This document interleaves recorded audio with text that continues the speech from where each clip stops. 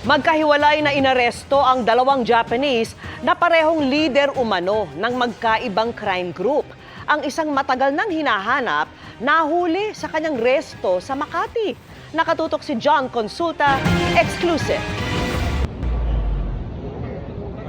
Sa gilid ng restaurant na ito sa Makati City, kinorner ng mga tauhan ng Bureau of Immigration Fugitive Search Unit at Japanese Police ang target na Japanese fugitive nitong nakaraang linggo. Listen to me. まあよく聞いて。 You are under arrest. You have the right to remain silent. Nagpanggap pa ang mga taga-BI na aplikante sa restaurant ng dayuhan na isang chef na matagal nang pinaghahanap dahil leader umano ng isang crime group sa Japan na sangkot umano sa telecom scam. Kagaya ng Luffy Syndicate, may mga call center agents siya dito na mga scammer na nagtatawag ng mga would-be victims nila sa Japan, usually mga senior citizens.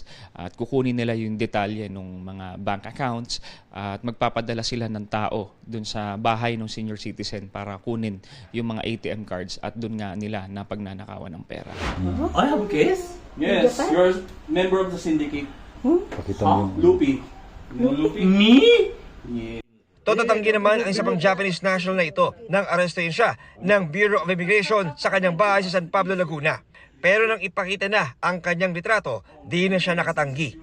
Ayon sa BI, isa umano siya sa mga leader ng Luffy Group na nandito pa rin sa Pilipinas, na nag-iba lang ng pangalan para hindi matuntun. Itong isang Japanese fugitive na nahuli natin ay isa sa mga natitirang leader dito ng Luffy Syndicate.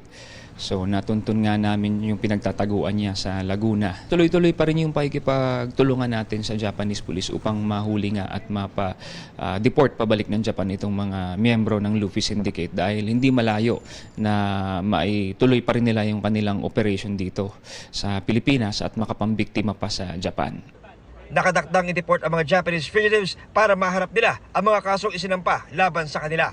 Sinusubukan pa namin silang kunan ng pahayag.